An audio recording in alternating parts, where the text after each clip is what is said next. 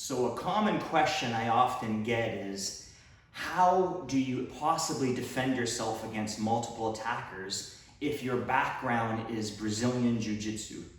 Okay, so for those that know me, as of 2020, I've been training in Kenpo karate for 35 years. I also have a black belt in modern arnis and Black Dragon system Kung Fu. But my primary base art is American Kenpo. And for those that study American Kenpo, we know we have about 154 techniques. Some do a few extra, I do a few extra, required from white to black belt in Kenpo. And we have forms, we have sets, we work on sparring, etc. But the common question I have is, if you study Jiu-Jitsu, how can you possibly learn how to defend yourself against multiple attackers? There's a couple of things I would say. The first is, during the early UFCs in the 1990s, people don't like to hear this, but Royce Gracie, in my belief, really put to rest the idea that striking arts could defeat someone good in Jiu-Jitsu, in this case, Gracie Jiu-Jitsu. One opponent after the next lined up to fight him, and lo and behold, they were taken to the ground, arm locked, choked, etc. So, going back to the multiple attackers, the assumption is that, okay, fine, Gracie Jiu-Jitsu works good one-on-one, but it's useless against multiple attackers. And here's the problem. That is taking the idea that American Kenpo is a great system for fighting multiple attackers, and I want to tell you, that's untrue. Yes, we have the idea that when we do our techniques, there could be multiple people, but so long as you maintain the mindset, my style, in this case American Kenpo, can defeat multiple attackers, I believe that is a complete lie. In fact, I would argue that by claiming that you can defeat multiple attackers with your skill in Kenpo, that you're actually more likely to be taken to the ground against multiple attackers when you're fighting multiple attackers. The best strategy, regardless of whether it's Kung Fu, Taekwondo, Kenpo, Brazilian Jiu-Jitsu, is to not be there to run if there's multiple attackers, not to live in an illusion that you can beat multiple people.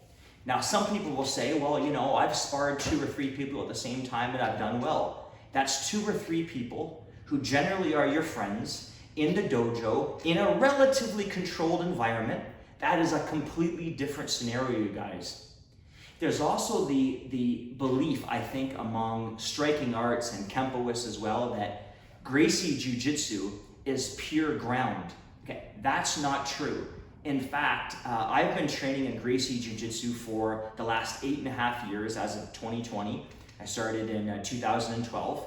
And I can tell you that I have learned, and I'm not even a Gracie Jiu-Jitsu purple belt yet, I have learned over 60 techniques stand-up, plus approximately 3 variations of each technique, which would probably equal somewhere ballpark around 180 techniques, more than an American Kenpo. I've learned more club techniques, more techniques versus knife, a hair grab, a gun, you name it. So the idea here that Gracie Jiu-Jitsu is only on the ground is simply not true.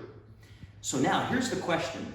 If you are fighting multiple attackers and you have the mindset, my style can beat multiple people, and you're taken to the ground, here's my question. What are the odds that you can get back up from the ground once you're taken there? I would argue very little to almost none. Why?